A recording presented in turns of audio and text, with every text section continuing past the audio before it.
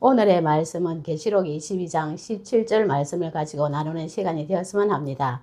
이 계시록은 우리 성경에 보면 마지막 제일 끝부분에 나와 있지 않습니까? 그러면 하나님께서 창세기부터 계시록까지 이 성경에 기록한 이 모든 것이 무엇이 숨겨져 있고 무엇이 하나님께서 나타내고자 하시는 것이 기록된 것이 성경이 되지 않겠습니까? 우리가 그냥 마냥 글로 읽고 있으면 무슨 뜻인지 알지를 못하지 않습니까? 그래서 이 창세기는 누구나 읽어도 하나님의 뜻이 무엇이 글로 기록이 되어 있는지를 아무도 알지를 못하지 않습니까? 성경은 그냥 창세기는 처음에 나오니까 창세기인갑다.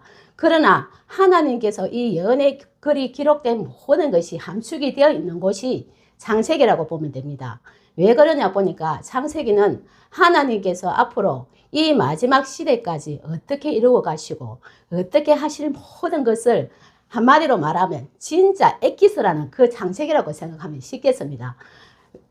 이 성경은 하나님께서 뜻하신 이 모든 것이 기록되어 있지 않습니까? 그러면 우리가 하나님께서 기록한 이 뜻과 깊은 사연이 무엇인지 오늘 이 시간에 나누는 시간이 되었으면 합니다.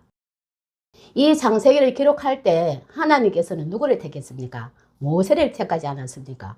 그러면 이 모세는 창세기를 기록할 때 다 보았겠습니까? 보지를 못했겠지요. 그러니까 하나님의 비밀이 될 수밖에 없고 이 비밀은 하나님께서 택하신 하나님과 예수님의 영이 함께하는 한 목자가 있어야 모든 것이 해석이 되어 나올 때 하나님께서 원하신 이 기록된 모든 것이 다 알 수 있다는 것을 말씀을 하시는 것으로 이해를 하시면 쉽겠습니다. 그러면 하나님께서 원하시는 것을 무엇을 기록해 놨나 이것이 궁금하지 않습니까? 하나님은 창세기 6장에 보면 사람과 함께 하고 싶은데 하나님이 사람의 마음이 어릴 때부터 생각하는 것이 너무나 악하여서 하나님과 함께 할 수 없다고 말씀을 하셨죠. 그것이 곧 무엇이냐 보면 하나님의 영이 사람과 함께 하지 않으신다고 말씀을 하시는 겁니다. 하나님은 함께 하고 싶은데 왜 그러면 함께 하지 못하실까? 창세기에 보면 잘 기록이 되어 있는 것은 이 누군가가 이 모든 것을 해결하고 모든 것을 나타내고자 하시는 이 모든 것은 예수님께서 계셔야만이 가능하다는 것을 기록한 것이 창세기입니다. 그러면 아브라함이 나오고 이삭이 나오고 야곱이 나오고 그 구약의 모든 이스라엘 백성이 나오는 것을 보면 우리가 이해가 어렵지 않습니까? 그러나 그 깊은 속에 보면 하나님께서 오늘날까지 기록된 이 모든 것이 기록된 것이 창세기예요. 아브라함을 하나님께서 그거로 비유로 빗대어서 하나님 자신을 말씀을 하시는 것이고 또 이삭은 예수님께서 모든 죄를 담당하시고 십자가 지실 것을 말씀을 하시는 것이 되고 또 야곱은 하나님께서 이루고자 하시는 하나님 나라가 만들어지는 것을 기록한 것이 창세기라고 보시면 되겠습니다. 그러면 이것만 봐도 하나님께서 이루고자 하신 뜻이 하나님 나라가 이루어지는 것을 말씀을 하시는 거죠. 그래서 이 계시록의 22장의 17절의 말씀은 하나님과 예수님이 그 영을 통해서 한 목자를 통해서 이 창세기에 기록된 이 모든 해석을 줄 때가 있음을 기록한 것이 창세기에 숨겨진 비밀이라고 보면 되겠습니다. 그러면 하나님께서 이 예언된 글이 그냥 글로만 남겨두었겠습니까? 아니죠. 우리가 잘 생각해 보면 이 구약의 글로 기록된 이 모든 예언이 누구에 대해서 기록을 했습니까? 예수님께서 앞으로 오셔서 어떻게 이루어 가시고 어떻게 하시는 것을 기록한 것이 구약이 되지 않습니까? 그러면 구약으로 끝나면 다행인데 구약으로 끝이 나는 것이 아니고 또다시 예수님께서 사도들을 택해서 이 영의 말씀으로 성령이 함께해서 오늘날까지 주시는 것으로 모든 것이 기록된 것이 구약과 신약의 전체의 말씀이라고 이해를 하시면 쉽겠습니다. 그래서 이 예언된 글로 하나님께서는 1.1획도 변하지 아니하시고 다 어디에? 땅에서 이루신다고 말씀을 하시는 거죠. 그러면 이 땅은 무엇이냐 보니까 하나님의 이 말씀을 받아서 그 입에 나오는 그 말씀으로 이루어 가시는 것이 하나님께서 원하시는 뜻이라고 보면 이해가 쉽겠습니다. 그러니까 모세를 통해서 기록한 이 모든 예언의 글이 예언된 말씀이 예수님께서 어떻게 하셨습니까? 오셔서 모든 것을 다 기록된 모든 것을 몸소 다 지키고 행하시면서 그렇게 모든 것을 하시지를 않습니까? 그러면 그 내용이 어디에 기록되어 있는 것을 우리가 알 수 있습니까? 신약의 사복음서에 정확하게 기록이 되어 있지를 않습니까? 제자들이 예수님께서 어떻게 하시고 하나님의 영이 그 속에 함께 하셔서 모든 병자를 고치시고 하늘의 교훈의 말씀으로 심령을 가르치시는 그 시대가 있었음을 이 사복음서에 나와 있지를 않습니까? 그러면 그것만 봐도 하나님께서는 글로 기록된 이 예언의 말씀은 예수님을 통해서 구약을 이루시고 또다시 이 마지막 때에 심령 속에 하나님의 영의 말씀으로 함께 하시고자 하시는 것을 기록된 것이 성경 전체라고 이해를 하시면 쉽겠습니다. 그래서 하나님께서는 예수님을 통해서 어떻게 하셨습니까? 세상의 모든 죄를 담당하시는 그 사명을 허락하지 않았습니까? 그럼 이 죄는 우리가 모를 때는 우리가 세상에 남한테 해코지하고 내가 무엇이 잘못되었다. 그러한 것을 하나님께서는 글로 기록하지 않으시겠죠. 왜냐하면 세상은 세상대로 흘러가야 되고 하나님은 하나님께서 택한 백성에게 하고자 하시는 것이 이 성경이 되지를 않습니까? 그래서 이 성경은 세상과는 상관이 없이 하나님께서 택한 민족에게 허락하신 이 성경에 예언된 글이 되지를 않겠습니까? 그러면 우리가 잘 생각해 보면 하나님께서 애굽에 있는 이 이스라엘 백성을 하나님께서 다시 찾고자 하실 때 한 목자를 통해서 모든 것을 이끌어내지를 않았습니까? 그러면 그 한 사람이 모세가 되지를 않습니까? 그러면 또 모세가 끝이 나고 여호수아가 끝이 나고 시대마다 사사를 보내고 또 왕들이 탄생되고 그러한 것이 시대가 흘러서 하나님께서 연하신 이 모든 것이 이 마지막에 말라기가 오기까지 그 과정을 보며 하나님께서는 이 마지막 때에 어떻게 하실 것을 다 기록한 것이 구약이 되고 신약이 되지를 않겠습니까? 그래서 이 말라기 보면 하나님께서 길 예배자를 보내주실 것이고 또한 언약의 사자를 보내주실 것을 말라기에 분명히 기록을 하지 않습니까? 그러면 길 예비 사자가 누구이고 언약의 사자가 누구인지 그러면 때가 되어서 실상이 나타나야 길 예비 사자가 누구이며 언약의 사자가 누구인지를 알 수가 있지를 않겠습니까? 그런데 이 말라기에는 하나님께서 함께 하시는 선지자가 없으니까 하나님께 받아서 전해줄 자가 없는 것을 말씀을 하지 않습니까? 그러면 이 암흑 가운데 있을 때 하나님께서 예수님을 보내주신다고 분명히 말씀을 하시지 않습니까? 그러면 어떻게 할 수 있습니까? 갈릴리에서 빛을 볼 것이다. 그러면 어두운 가운데 있을 때 예수님께서 그 말씀대로 오셔서 비추어 줄 수 있다는 것을 말씀을 하시는 것이 구약이 되지 않습니까? 그러면 어떻게 빛을 비추어 줄 수 있나? 이 빛은 하늘에 태양이 없으면 빛이 비추어 줄 수 있겠습니까? 그래서 예수님 속에 하나님의 말씀으로 영이 함께 하셔서 모든 하나님의 교훈으로 모든 것을 가르치는 것이 빛을 비춰주시는 것이라고 이해하면 쉽겠습니다. 그래서 그러면 예수님이 그것으로 끝나지 않았지요. 많은 사람들에게 복음을 전하시고 또다시 제자들에게 무엇을 했습니까? 내가 다시 올 때까지 너희들은 항상 무엇으로 마음을 준비하고 이 교훈의 말씀을 지키고 예루살렘을 떠나지 말라는 것이 그것이에요. 하나님께서 주신 이 말씀을 통해서 그 말씀을 내가 생각에 두고 항상 한 장소에 모여서 성령이 오기를 기다리는 그 마음으로 항상 기다릴 때에 하나님께서 성령을 보내주시지 않았습니까? 그러면 오늘날도 똑같이 우리도 그러한 마음으로 기다릴 수 있는 심령을 하나님께서는 찾고 계신다고 이해를 하시면 쉽겠죠. 예수님이 가시고 다시 3일 만에 다시 살아나시지를 않습니까? 그러면 다시 살아났다는 이것은 생명이 없는 곳에서 예수님의 모든 악과 모든 것을 다 이기시고 다시 하나님 앞에 가서 하나님 앞에 말씀을 영으로 받아서 또다시 성령을 통해서 많은 사람들에게 줄 수 있는 영의 시대가 시작되는 것이 예수님이 오셔야만 가능하다는 것을 말씀을 하시는 거죠. 그래서 예수님이 가시고 나니까 어떤 일이 일어났습니까? 이 제자들이 성령을 받아서 사마리아와 땅끝까지 하나님의 복음을 전하지 않습니까? 그러면 이 복음을 전하는 것으로 끝나는 것이 아니고 12사도가 하나님 앞에 이 성령을 받았을 때 오늘날의 이 마지막 때에도 똑같이 성령이 함께해서 이 말씀으로 모든 사람들의 속에 함께 하시는 것을 사도들을 통해서 하나님께서 기록하게 하셨죠. 구약에 기록한 것과 마찬가지로 사도들이 기록한 이 모든 신약의 모든 글이 사복음서가 오늘날의 이 계시록의 말씀처럼 하나님께서 주시고자 하시는 것을 기록한 것이 신약의 말씀이 되겠습니다. 그러면 예수님이 영으로 계시는 이 시점에 있을 때 마지막 때는 누군가 한 육체가 들어서서는 한 목자가 있어야 되는 것을 말씀을 하시는 것이 아닙니까? 그러면 어떻게 한 목자가 마지막 시대에 있어지나? 이것은 하나님께서 오늘 계시록 22장에 분명하게 기록이 되어 있지를 않습니까? 성령과 신부가 오라 분명하게 말씀하시는 거 보니까 이 예수님의 영이 한 목자 속의 말씀으로 함께해서 누구든지 이 말씀을 듣고자 하고 원하고 내가 목마른 심령이 되는 그런 사람들에게는 하나님께서 마음껏 이 말씀을 주시는 것을 허락해 주시는 것이 계시록의 되지를 않겠습니까?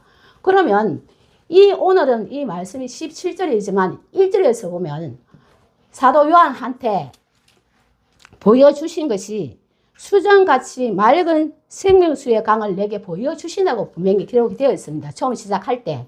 그러면 생명수의 강이 있는 것을 보니까 하나님께서 이 생명수의 이 말씀을 강을 통해서 흘러보내 주시는 것을 말씀을 하지 않습니까? 그러면 이 생명의 말씀이 한 목자의 입을 통해서 강같이 흘러나올 때 누구든지 원하고 이 말씀이 참임을 믿을 때 많은 사람들에게 하나님께서 살려주시는 영을 허락해 주시는 것을 말씀을 하시는 겁니다.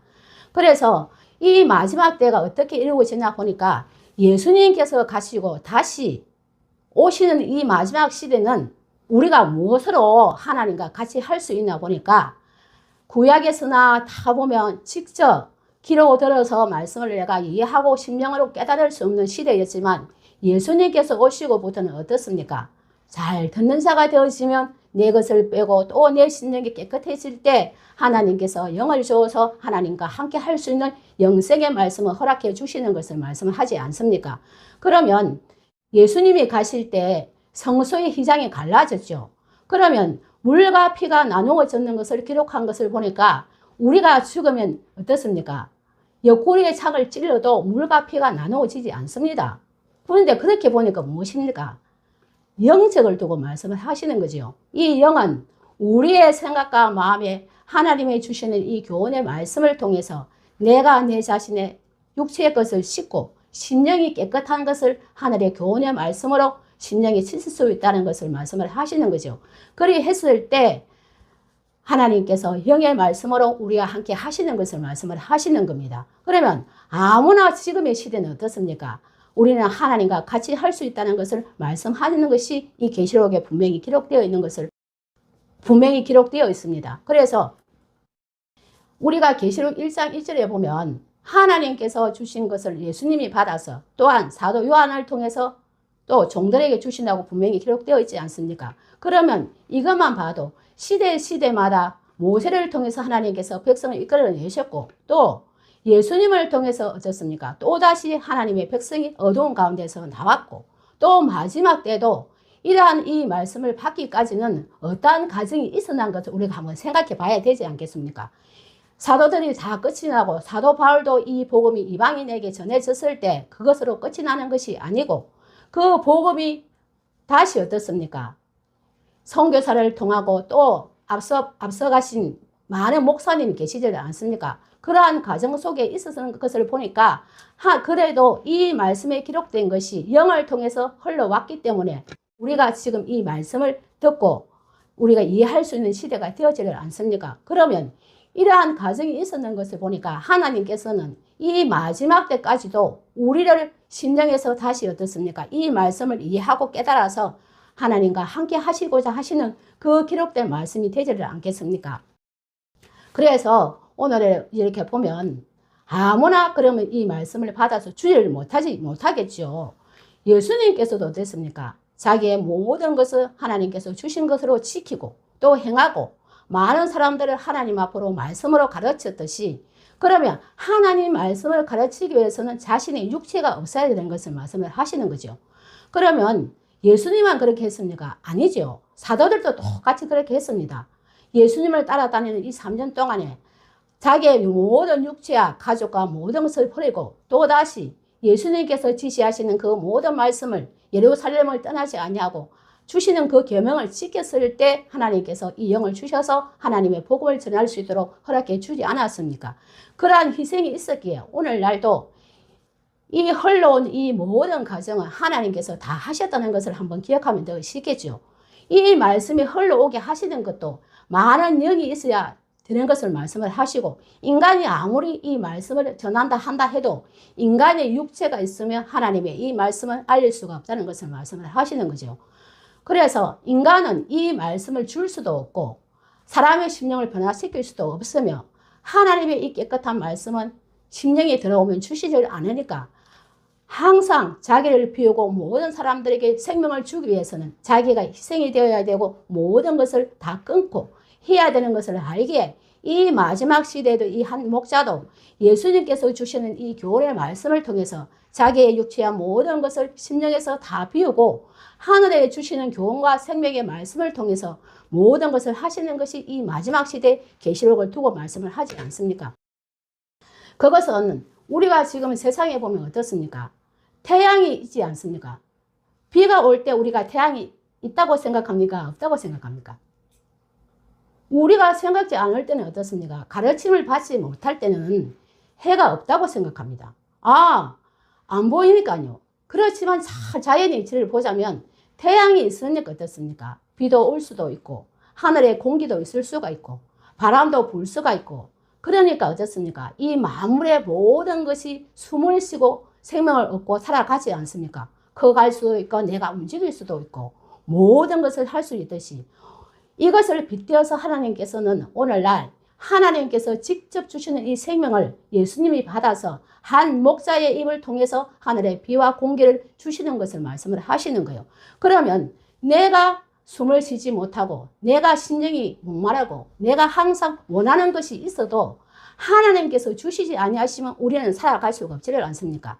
그와 똑같이 하나님은 오늘날 한 목자를 통해서 비와 공기와 바람을 통해서 우리에게 허락하시는 것이 생명의 말씀이 되는 것으로 이해하시면 쉽겠습니다. 그래서 우리가 이것을 더욱더 이해하기 쉽게 우리가 한번 생각해 보자면 요한복음 우리가 5장 21절에서 27절의 말씀을 가지고 간단하게 다시 한번 생각해 보았으면 좋겠습니다. 예수님께서 오늘날 이 한 마지막 때를 기록하게 한 것이 요한복음입니다. 이것은 육체를 두고 말씀하시는 것이 아니고 이 요한이 기록할 때 영적인 심령을 두고 예수님께서 기록하게 하셨거든요. 그러면 이 요한복음이나 계시록은 사도 요한이 예수님이 가시고 다시 영으로 함께 했을 때 오늘날 마지막 시대에 우리의 심령이 어떻게 해야 되고 어떻게 모든 것을 하나님을 어떠한 가정에서 믿어야 되며 어떠한 것으로 해야 되는 것이 기록한 것이 이 사도 요한을 통해서 기록한 말씀이 되지를 않겠습니까? 우리가 잘 생각해 보면 나무가 한 그루가 있다 한번 생각해 봅시다. 그러면 이 나무가 있을 때 보이는 것은 나무로부터 시작해서 가지와 잎사귀와 꽃과 열매까지만 보여요. 그런데 가장 중요한 것은 무엇입니까? 나무를 움직이고 항상 서 있게 하는 것은 뿌리가 있어야 되는 것을 말씀을 하시는 거지요. 그러면 이것을 비유하자면 하나님께서 근본인 뿌리가 되시고 또한 예수님이 영에 함께해서 한 목자 속에 함께 하실 때 이 나무를 통해서 주시는 이 말씀을 듣는 모든 심령들에게 허락하시는 것이 이 요한복음과 계시록의 말씀이라고 이해하시면 더 쉽겠습니다.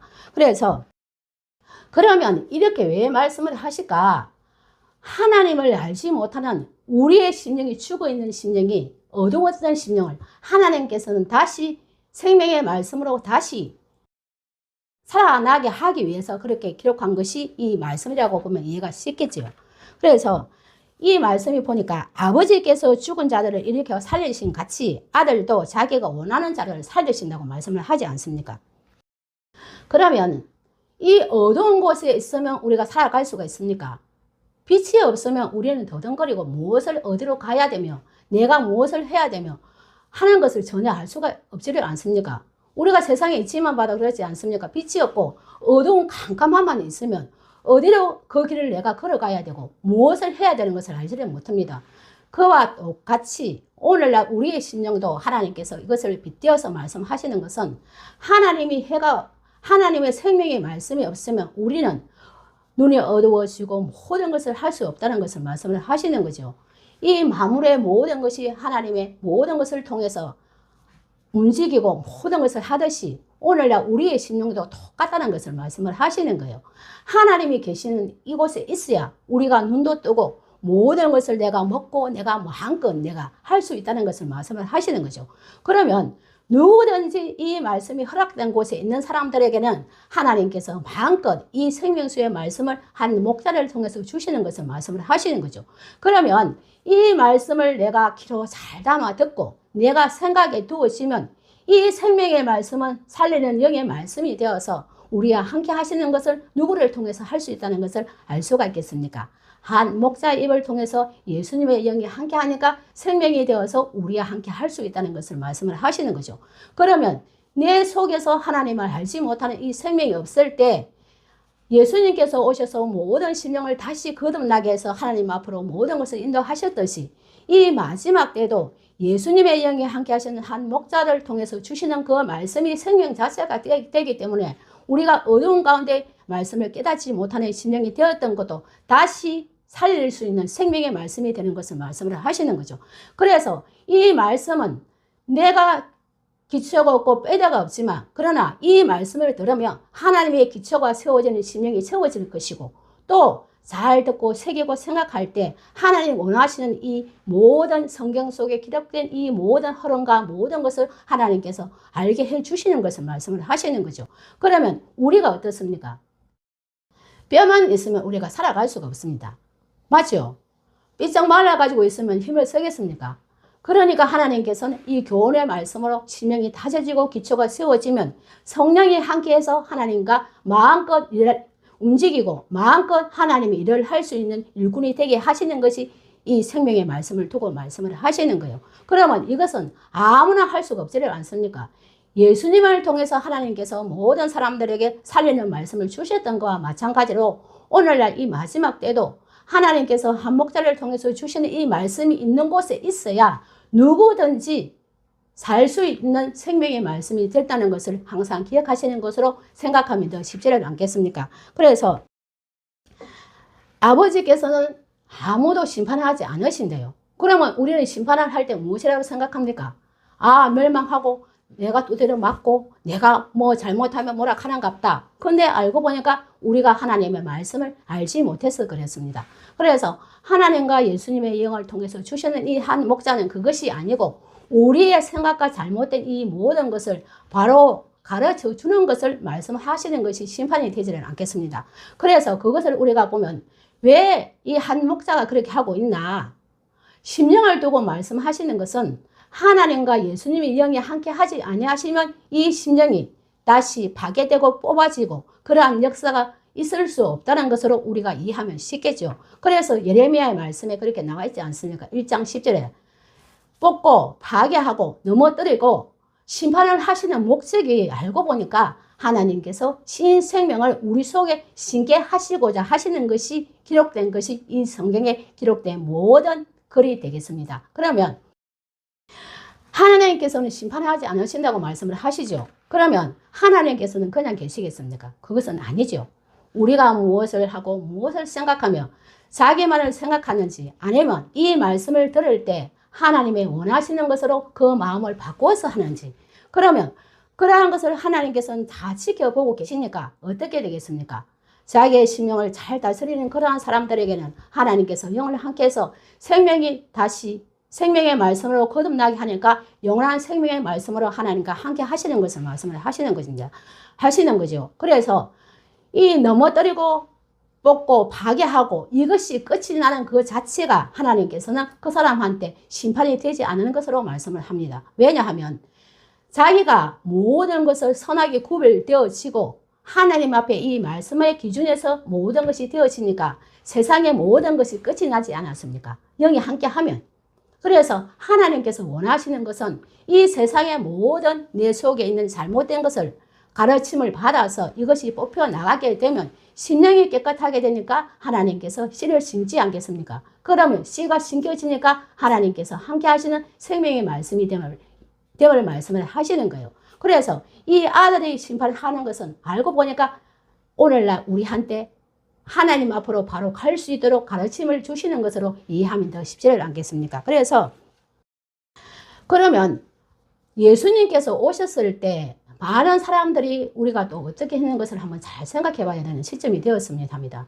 왜냐하면 예수님께서 오셨을 때 듣지 못하는 하늘의 교훈의 말씀으로 주셨죠. 그러니까 알지 못하는 이 유대인들은 어떻게 했습니까? 이해하지 못해서 예수님을 시기하고 질투했지만 그러나 예수님은 끝까지 하나님께서 주신 이 사명을 끝까지 십자가 지시기까지 다 하셨지 않습니까? 그러한 가운데 있었으니까 그러면 이 말씀을 들을 때 왜 주시는 사람한테 우리가 공경을 해야 되냐 보니까 하나님이 함께 하시는 그 말씀이 속에 있으니까 곧 누구가 함께 하시는 것이 되겠습니까? 하나님과 함께 하시는 한 목자가 되지 않겠습니까?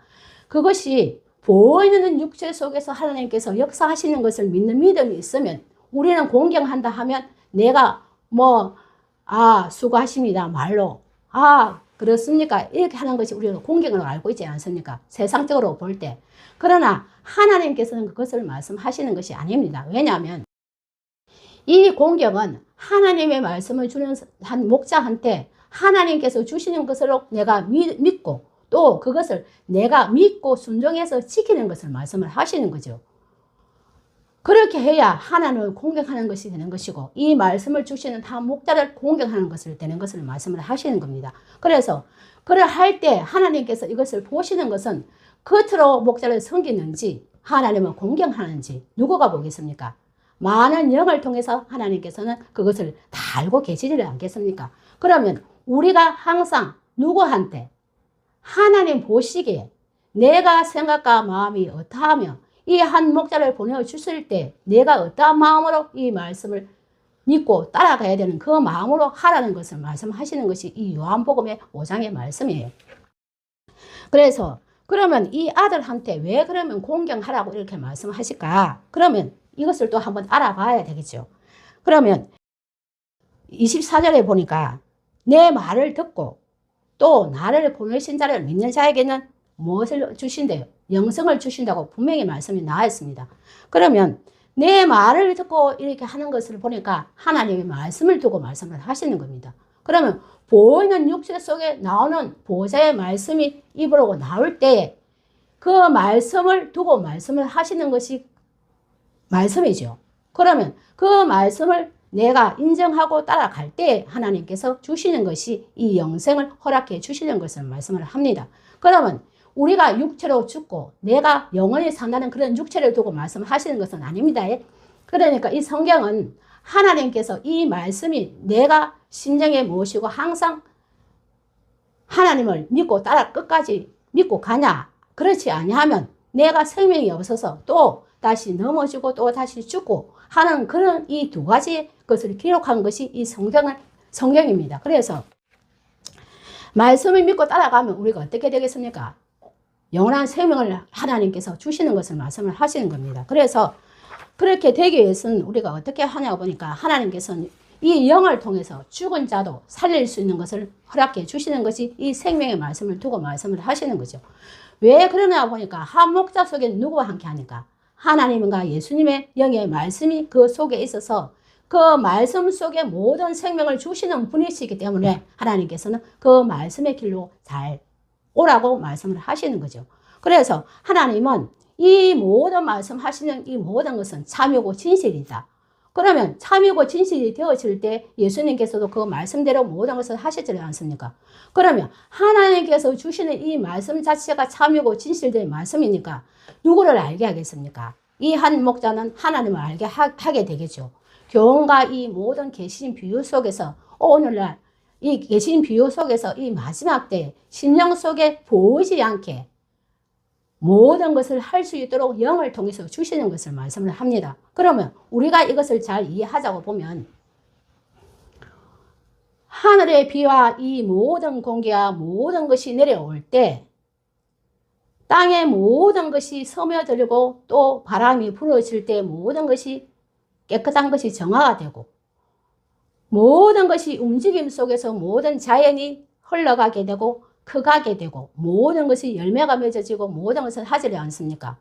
이것을 빗대어서 우리가 일을 잘 하자면 하나님이 이 생명의 말씀이 한 목자의 입을 통해서 생명의 말씀이 흘러나올 때에 우리가 자연인의 이치 속에서 해가 뜨면 오늘은 날씨가 덥겠다. 날씨가 흐리면 비가 오겠다. 그러한 것을 우리가 세상의 것은 우리가 잘 알고 있습니다. 그러나 우리가 정작 하나님의 말씀은 이러한 것에서 우리가 되어지는 것을 우리가 한 번도 생각해 보지를 않습니까? 그러하기에 하나님께서는 이 비유 속에서 주시는 하늘의 비와 공기와 이 말씀을 통해서 우리한테 보이지 않는 영이 함께 하기에 우리의 심령에 스며드는 것을 말씀을 하시는 거죠. 그래서 이 영의 말씀은 인간이 전혀 할 수 없다는 것으로 항상 우리가 잊지 말아야 될 것을 말씀을 하시는 겁니다.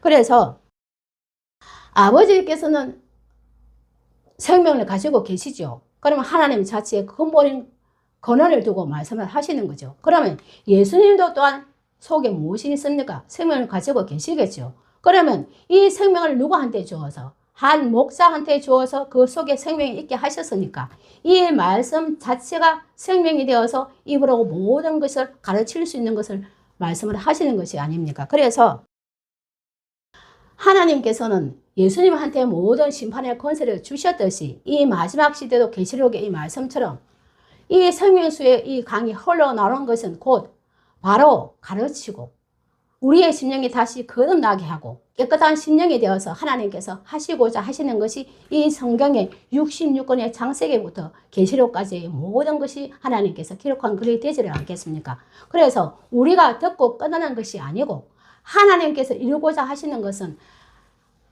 각자의 심령, 각각의 심령을 두고 말씀을 하시는 거죠. 그래서 사도 바울도 항상 말씀을 가르치실 때 각각의 심령이라고 항상 이렇게 기록된 말씀을 우리가 많이 들어서 알고 있지를 않습니까? 그래서 하나님께서 주시는 이 생명은 영을 통해서 각자의 심령 속에 각자 받으라고 말씀을 하시는 거죠. 그러면 누가 받고 누가 안 받는 것을 하나님께서 말씀하시는 것이 아니고 하늘의 비와 이 모든 것이 많은 이 지구 속의 모든 것을 많은 사람들에게 주는 것과 마찬가지로 이 말씀도 한 목자의 입을 통해서 주시는 것은 많은 땅들에게 주실 때 우리가 내 심령에 스며들 수 있도록 영이 도와서 함께 하시는 것을 말씀을 하시는 거죠. 그러면 목마르지 않게 해 주실 것이고 또 내가 원하면 마음껏 어떻습니까? 마음껏 기로 들을 수 먹을 수 있는 것을 말씀을 하시는 거죠. 그래서 우리가 어떻습니까? 음식도 잘 먹으면 어떻습니까?